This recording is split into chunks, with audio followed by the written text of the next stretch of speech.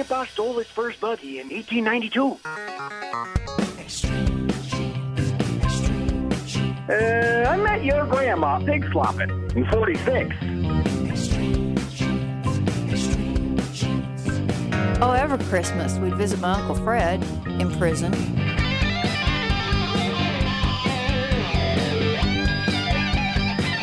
And welcome to America's Family History Show, Extreme Genes and ExtremeGenes.com. It is Fisher here, your radio root sleuth, on the program where we shake your family tree and watch the nuts fall out. This segment is brought to you by 23andMe.com DNA. And later in the show today, our first guest is going to be Gary Pack. Gary is one of those people who is very involved with the Boy Scouts of America, the national people, in putting together their Genealogy Merit Badge program. Now, this is really important whether or not you have a boy, whether or not you have a scout, because all the principles in there are great for getting your kids, your grandkids involved in genealogy and understanding it.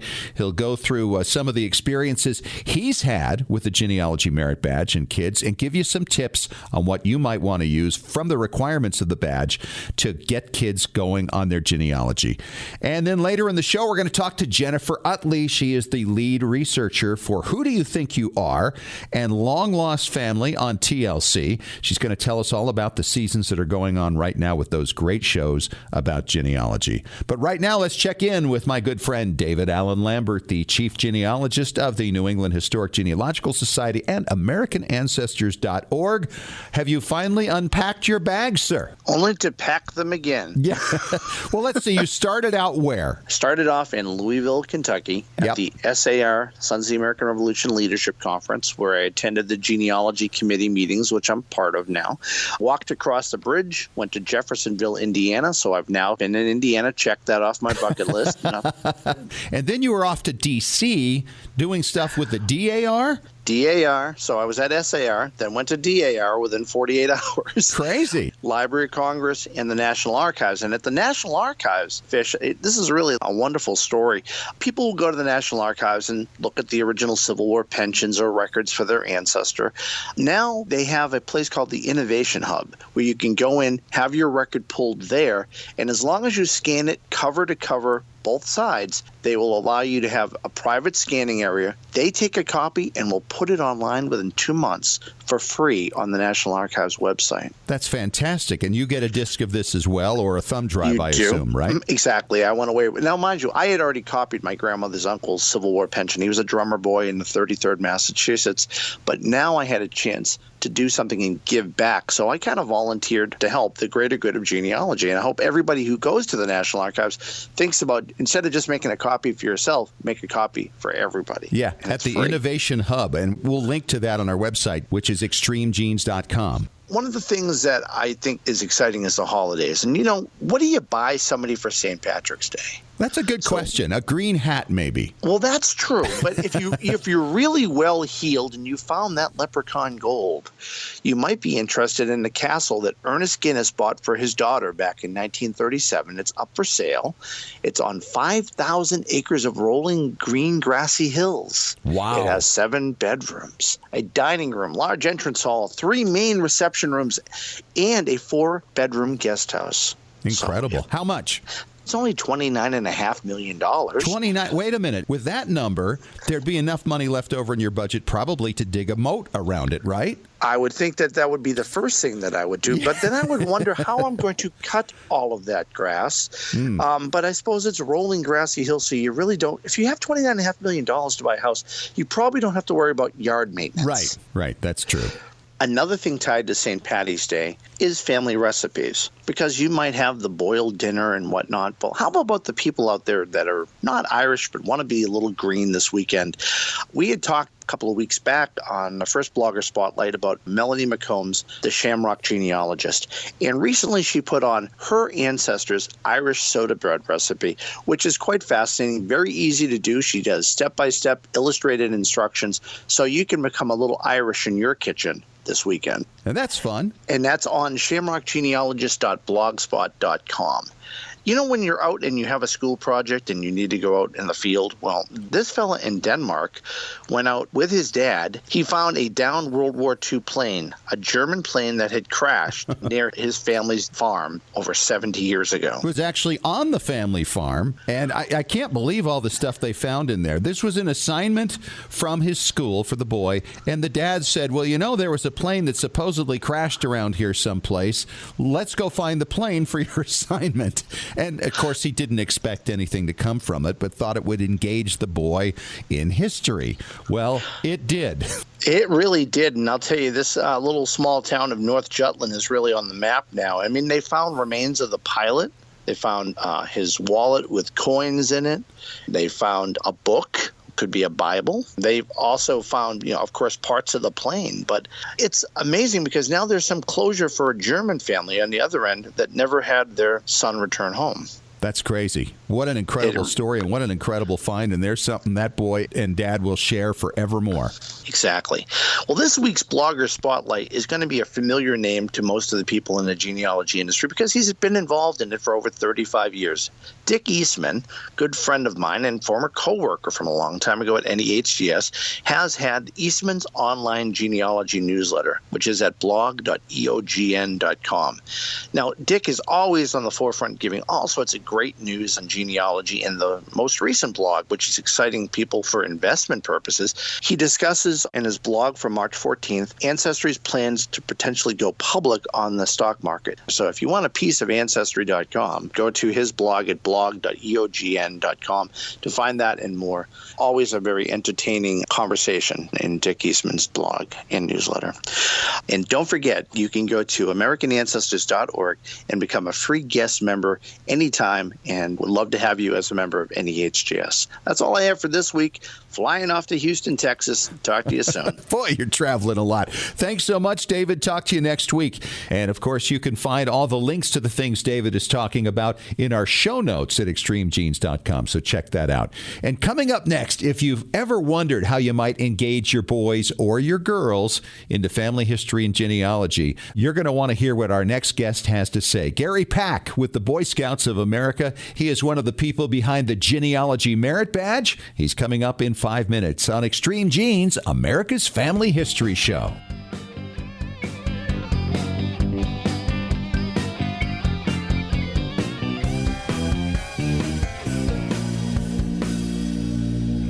Did you know that Family Search Family Tree is available through a powerful new mobile app experience? That's right. Now you can view, edit, and even add information to ancestors in your family tree whenever and wherever you are. You no longer need to wait to get home or make a date with your computer to view or update your family tree. You can add details to your tree when visiting with family or when capturing details from a trip to the cemetery. You can share new family history discoveries from classroom settings. You can even make the most of your time when waiting for doctor appointments or car repairs.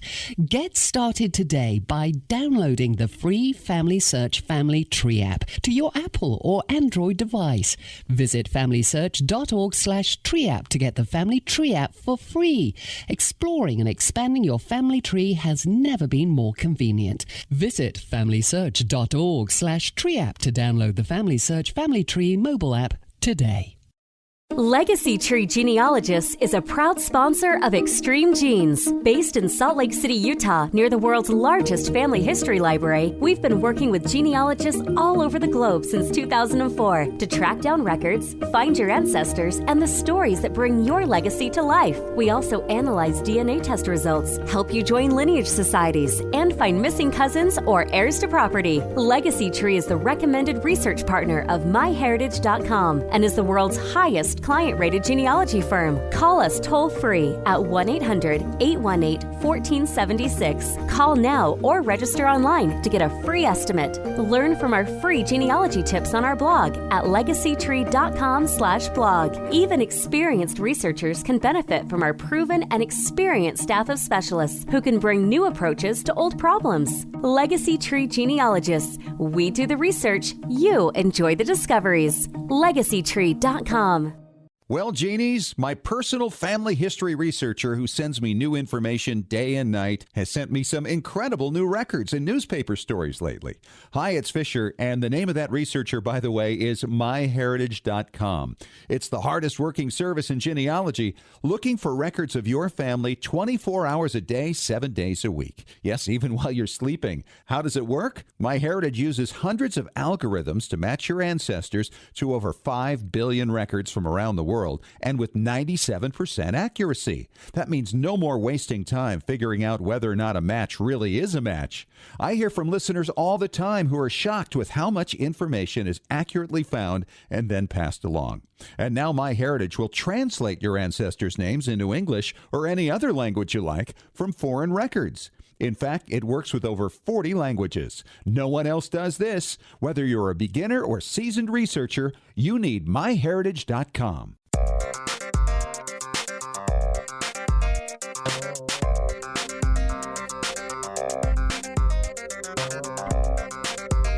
And welcome back to America's Family History Show, Extreme Genes, and extremegenes.com. It is Fisher here, your radio root sleuth, and this segment is brought to you by legacytree.com.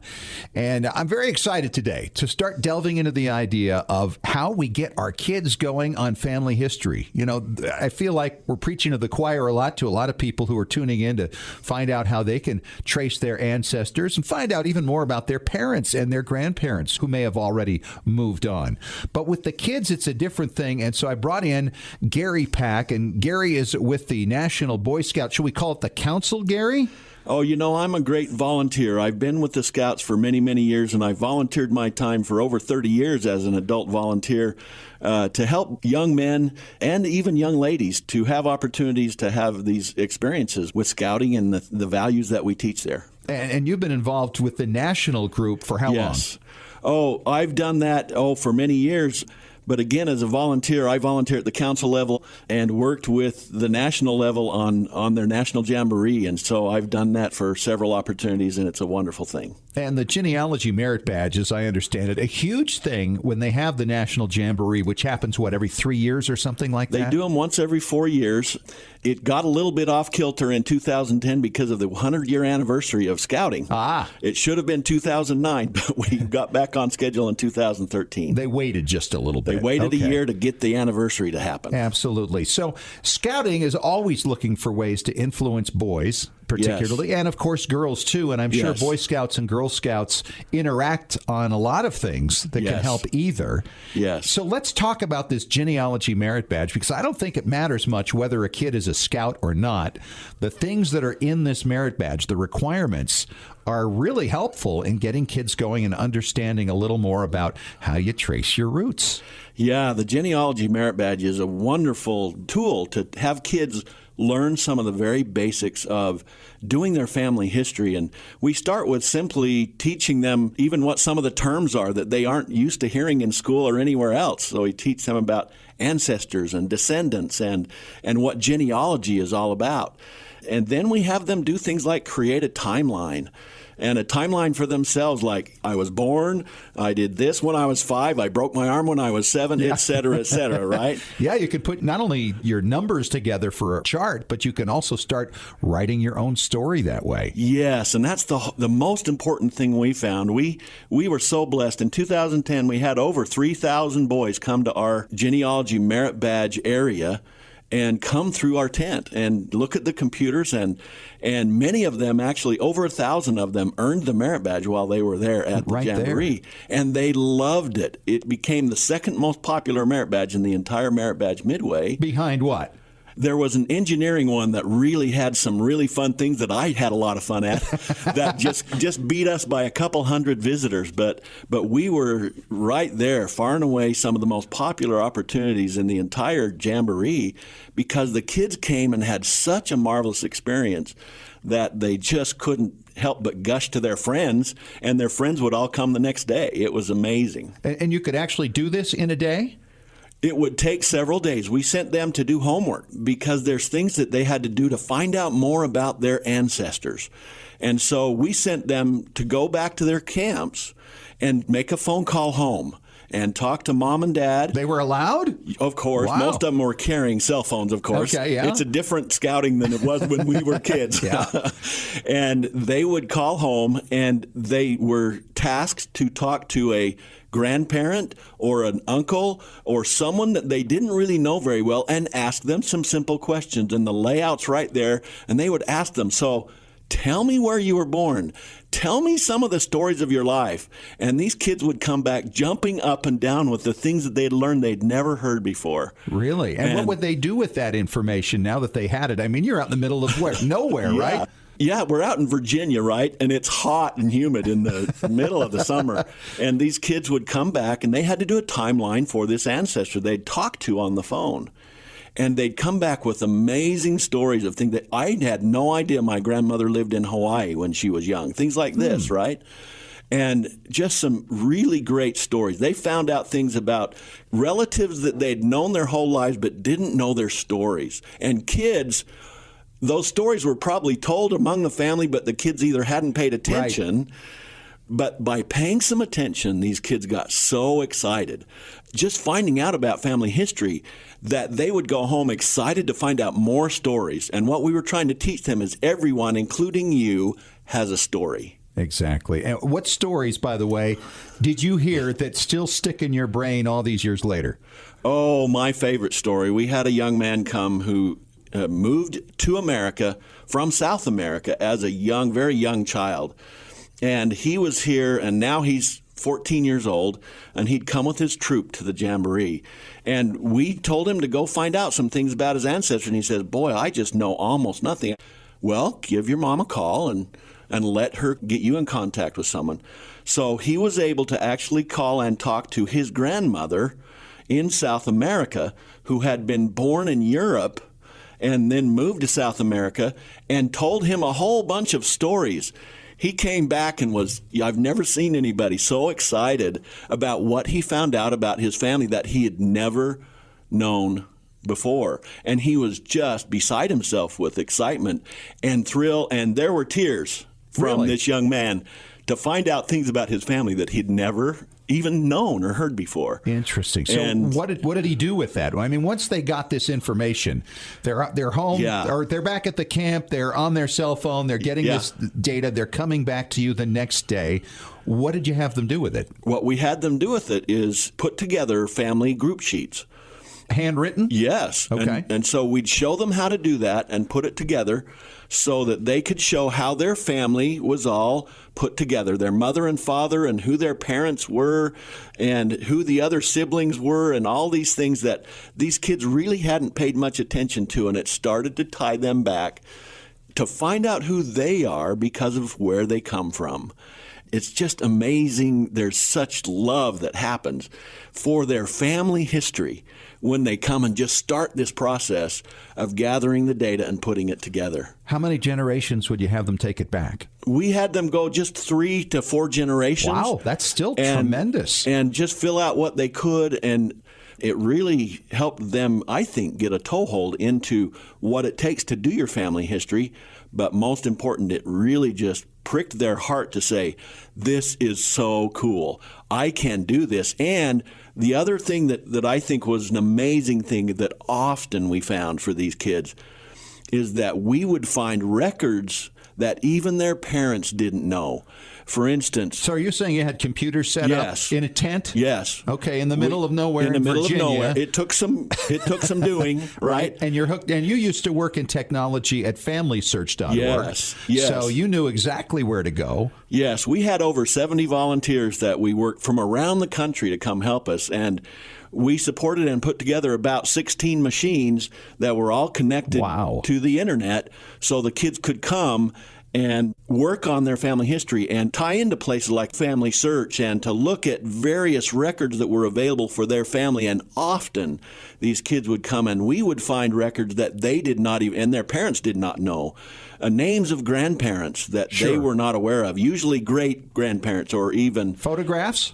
Yes, and stories. And so they not only got themselves excited, they got their parents excited. When they went home, yeah. Yes.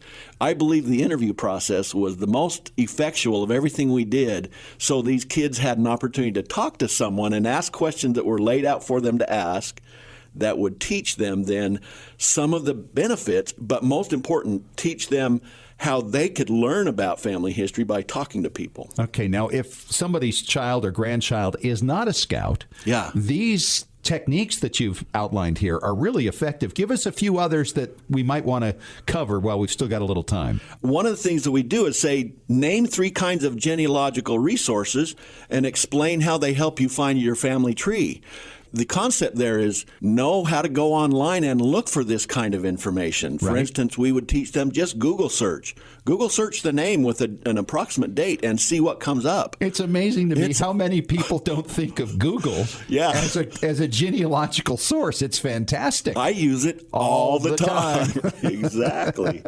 And so we would teach them 3 different kinds, right? And they would have to learn some of these things and obtain a genealogical document that supports what you've learned. In other words, go out there online and see if you can find a census record. Go out and see if you can find a birth record. And they would find things and say, wow, we had no idea that there was a marriage record that we could see of Grandma and Grandpa back in 1920.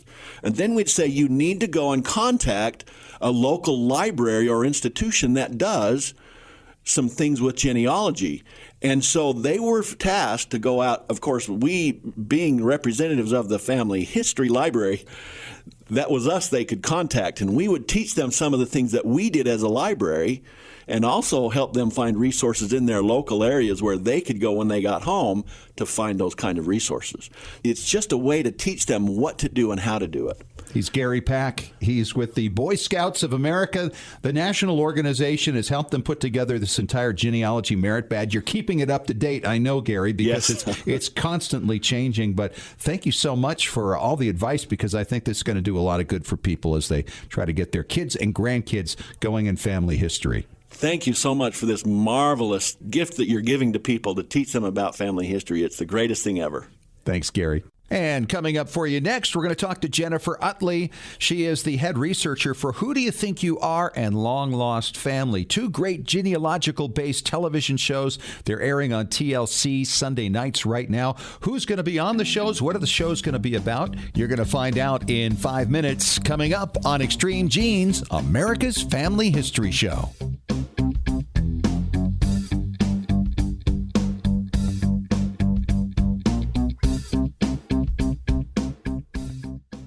Scientific studies have proven that youth who know even a little bit about their family history perform better academically and have a greater sense of personal confidence and stability. Genealogy is its own incredible superpower that arms our children with super strength. But how do you get your child or grandchild interested in studying their family history? That kind of stuff is just for grandmas, right? Not anymore. ZapTheGrandmaGap.com leaps the generation gap in a single bound. Author Janet Hovorka provides you with useful and timely advice on helping the young people in your life become engaged in their own family history. Janet has an entire collection of books to inspire the young and the young at heart in fun, interactive ways. She also offers creative tips and advice on her blog and in her free weekly newsletter. Stop by ZapTheGrandmaGap.com today to sign up for Janet's free email newsletter with 52 weeks of easy tips, free downloads, and order your set of resource books and workbooks.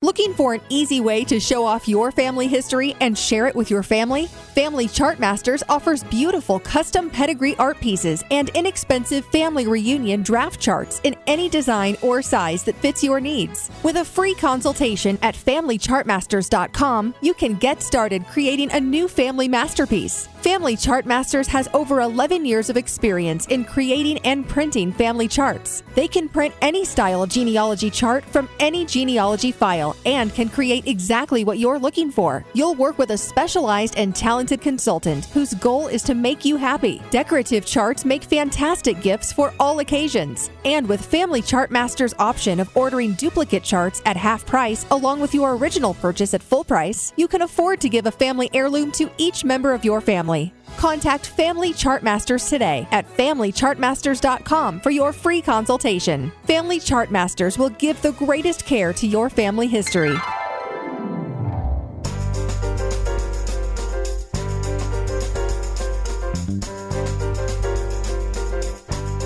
And welcome back to America's Family History Show, Extreme Genes, and extremegenes.com. It is Fisher here, your radio root sleuth. And this segment is brought to you by rootsmagic.com.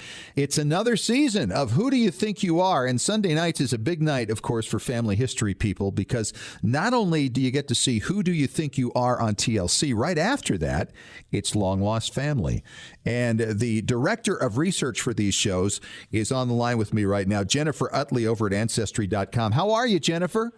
I'm great, Fisher. How are you doing? Awesome. You know, in the past, we've talked about, you're rubbing elbows with Kelsey Grammer and emailing with Jim Parsons and Tony Goodwin from the TV show Scandal. I mean, I'm thinking you're the one with the insight, not only on personal interaction with these folks, but also on their lineage. Who have we got on the series this year for people who haven't been keeping up with it?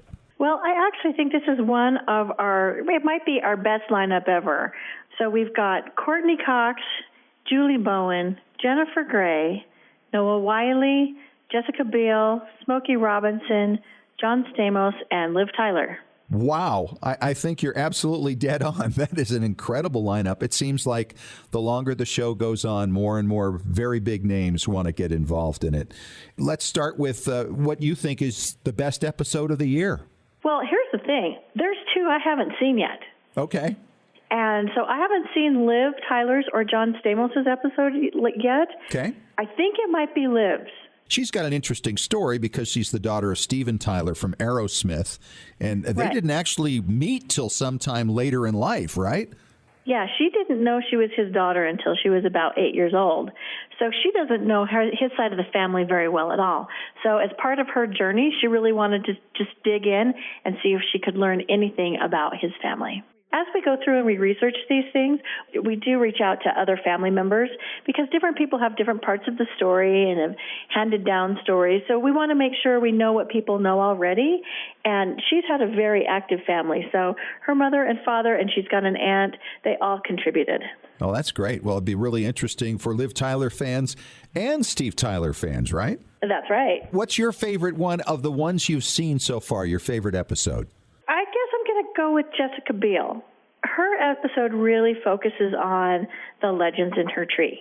So all growing up, she's been told these stories time and time again. There's one about her Native American roots. There's one about a Revolutionary War soldier who was trying to get back to his family and was crossing a river and was shot. And so she's just trying to figure out, is there any truth to any of this? So it's this whole, are these legends that we hear, are they true? Because usually when you go and you dig into them, there's always like that kernel or nugget of truth at the center of them, right? You know, I have discovered that that's the case virtually every time there's an oral story. There's always a twist. Somehow it's like playing telephone, right? There's always something that's not quite right. But there's always a basic nugget that caused this thing to get passed down the line. You know, it's funny you actually bring up telephone because I actually think there's a line in her episode where she actually says, this family history thing is like the world's biggest game of telephone. Yes, absolutely true. So it's really fun to watch her learn what parts of the story are true, and she is surprised at every turn. And she's just so engaging and so charming.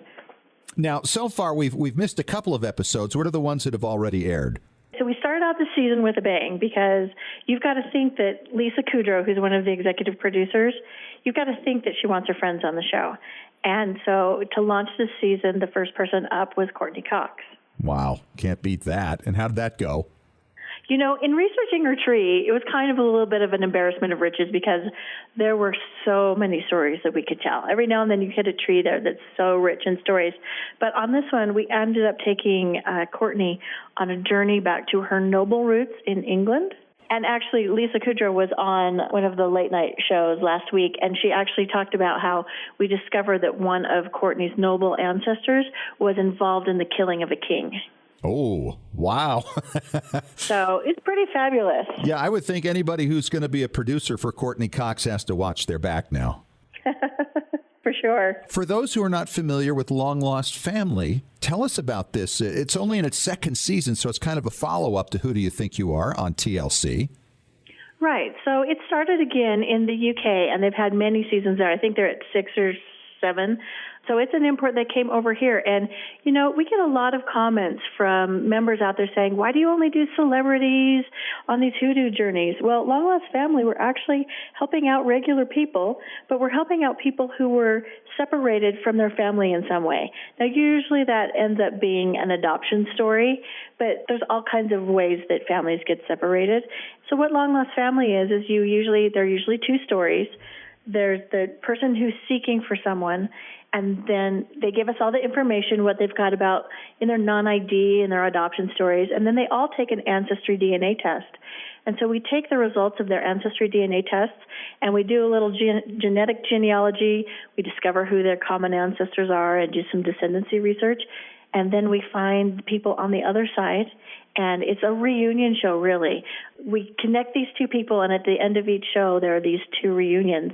And I got to tell you, when I get these episodes, I sit at my desk, and I pretty much just sob. So if you're going to try Long Lost Family for the first time, make sure you've got a box of tissues handy. So do you go from one story to the other, or is it just 2 stories back to back? Usually you meet both the people who are looking. We'll call them the seekers.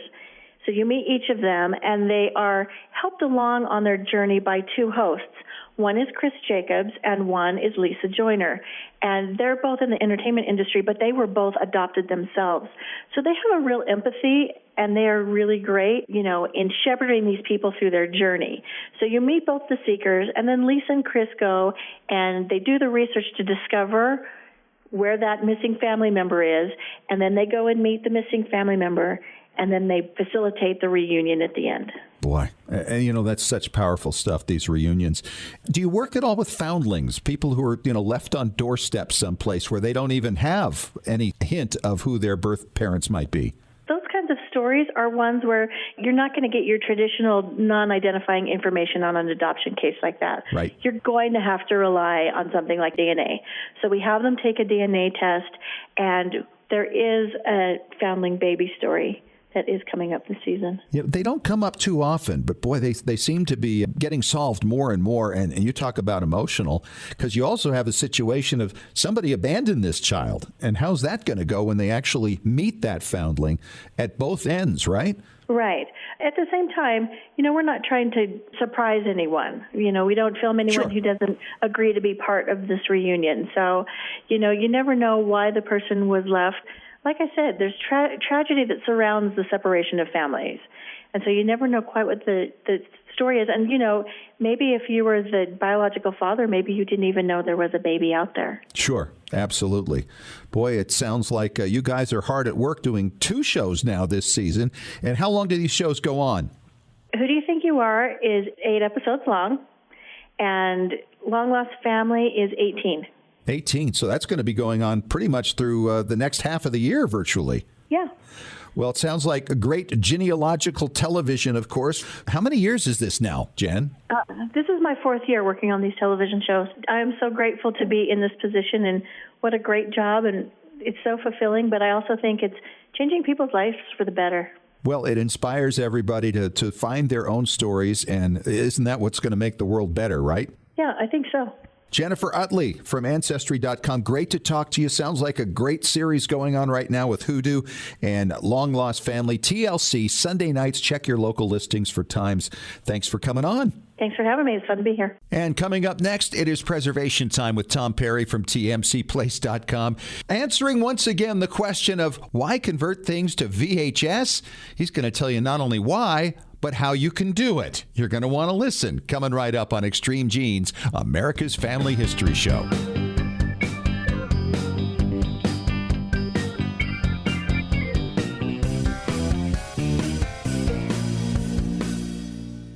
You know, everybody needs a place of their own to plant their family tree, preferably one that no one else can mess with and only you can control. That perfect place is Roots Magic. Roots Magic has been a family history standard for years, and now Roots Magic 7 is on the market. It's an award-winning genealogical software program which makes researching, organizing, and sharing your family history easy. You can start from scratch or import data from other software, or even Family Search.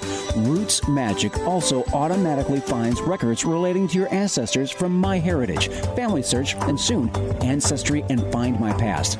You can use it to create beautiful charts, reports, and books. And have you ever thought about making your own family history website? Roots Magic can make that happen too. And of course, there are free videos, guides, and technical support to help you along. Isn't it about time you planted your family tree? Whether you're a beginning genie or experienced professional, Roots Magic is the perfect tool for you.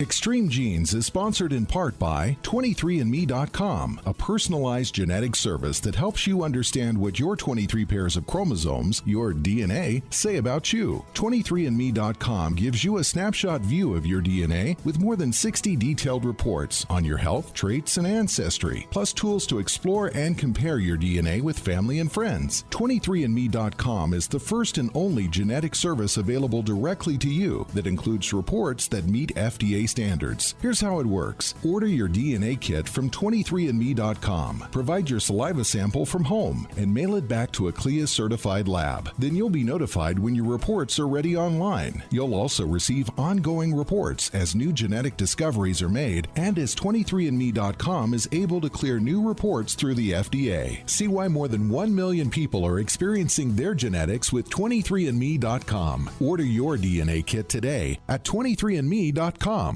Legacy Tree Genealogist is a proud sponsor of Extreme Genes. Based in Salt Lake City, Utah, near the world's largest family history library, we've been working with genealogists all over the globe since 2004 to track down records, find your ancestors, and the stories that bring your legacy to life. We also analyze DNA test results, help you join lineage societies, and find missing cousins or heirs to property. Legacy Tree is the recommended research partner of MyHeritage.com and is the world's highest client-rated genealogy firm. Call us toll-free at 1-800-818-1476. Call now or register online to get a free estimate. Learn from our free genealogy tips on our blog at legacytree.com/blog. Even experienced researchers can benefit from our proven and experienced staff of specialists who can bring new approaches to old problems. Legacy Tree Genealogists. We do the research. You enjoy the discoveries. legacytree.com.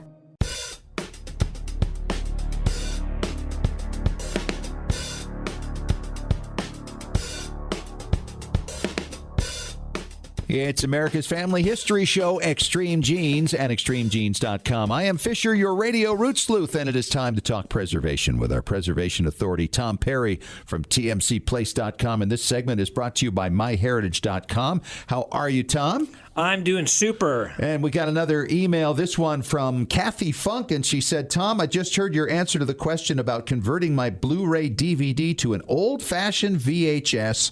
Where can I bring my DVD to have you convert it? I can't believe people are doing this. You know, it's crazy, but we get a lot of calls on this. You know, it's like Back to the Future episode where people want to go to VHS, and people say, well, why would you ever want to do that? I used to ask the same question. Why? And they go, Grandma refuses to put in a DVD player or a Blu-ray player or anything in her house. Why? I guess she likes the 12 o'clock flashing all day long and doesn't want to get rid of it.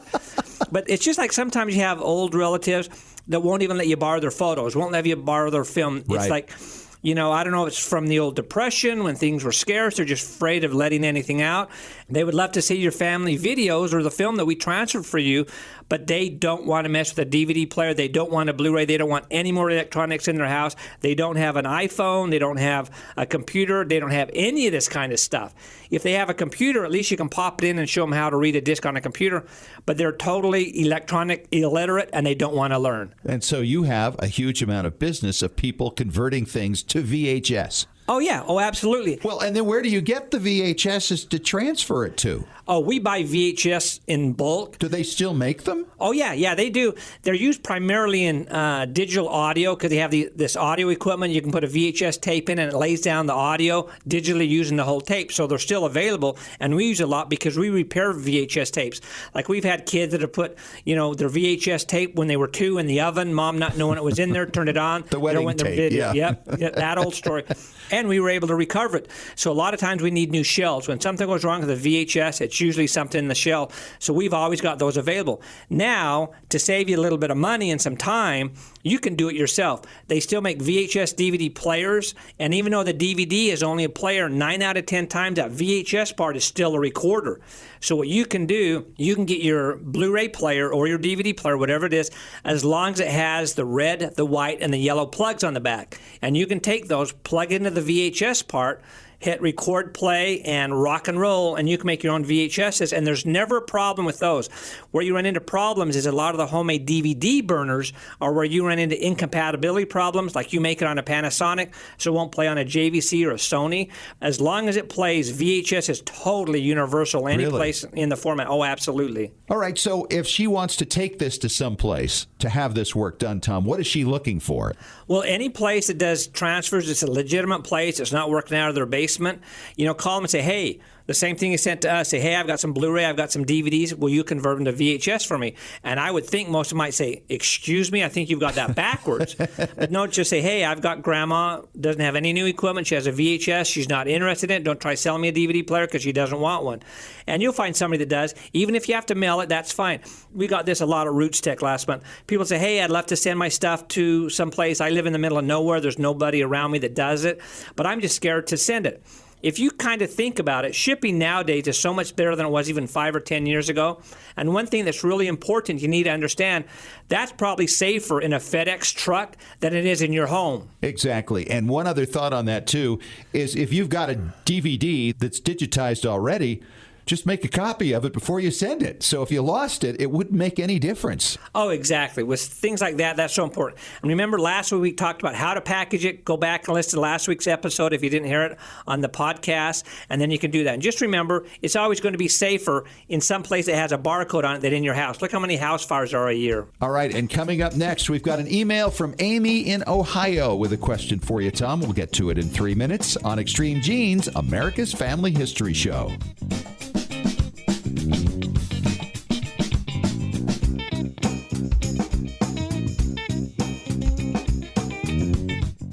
Looking for an easy way to show off your family history and share it with your family? Family Chartmasters offers beautiful custom pedigree art pieces and inexpensive family reunion draft charts in any design or size that fits your needs. With a free consultation at FamilyChartmasters.com, you can get started creating a new family masterpiece. Family Chartmasters has over 11 years of experience in creating and printing family charts. They can print any style genealogy chart from any genealogy file and can create exactly what you're looking for. You'll work with a specialized and talented consultant whose goal is to make you happy. Decorative charts make fantastic gifts for all occasions. And with Family Chartmasters' option of ordering duplicate charts at half price along with your original purchase at full price, you can afford to give a family heirloom to each member of your family. Contact Family Chartmasters today at FamilyChartmasters.com for your free consultation. Family Chartmasters will give the greatest care to your family history. When was the last time you heard your grandmother's voice or saw your family enjoying life back in the 1950s or 60s? If the reason is you haven't known what to do with your old recordings, videos, and films, here's your answer. The Multimedia Center in Salt Lake City. We brought in a video project to the Multimedia Center, and overnight they duplicated it to DVD so we could meet our deadline. The Multimedia Center, 2870 East, 3300 South, Salt Lake City. Open Monday through Friday, 10 to 6. Call 801-483-1717 or go to transferduplication.com. Extreme Genes is sponsored in part by 23andme.com, a personalized genetic service that helps you understand what your 23 pairs of chromosomes, your DNA, say about you. 23andme.com gives you a snapshot view of your DNA with more than 60 detailed reports on your health, traits, and ancestry, plus tools to explore and compare your DNA with family and friends. 23andme.com is the first and only genetic service available directly to you that includes reports that meet FDA standards. Here's how it works. Order your DNA kit from 23andme.com. Provide your saliva sample from home and mail it back to a CLIA-certified lab. Then you'll be notified when your reports are ready online. You'll also receive ongoing reports as new genetic discoveries are made and as 23andme.com is able to clear new reports through the FDA. See why more than 1 million people are experiencing their genetics with 23andme.com. Order your DNA kit today at 23andme.com. Genies, it's Fisher with exciting news. The Weekly Genie, the official newsletter of Extreme Genes, is here. It's your Monday morning briefing on what's happening in the world of genealogy and family history and on Extreme Genes. Get all the details of jaw-dropping stories of discovery and keep up with the latest techniques in family history research. Get to know more about your favorite Extreme Genes personalities, and it's free. Sign up for the Weekly Genie now at extremegenes.com or the Extreme Genes Facebook page. And when you do, you'll receive David Allen Lambert's Top 10 Tips for Beginning Genealogists from the Chief Genealogist of the New England Historic Genealogical Society. Sign up today for the Weekly Genie.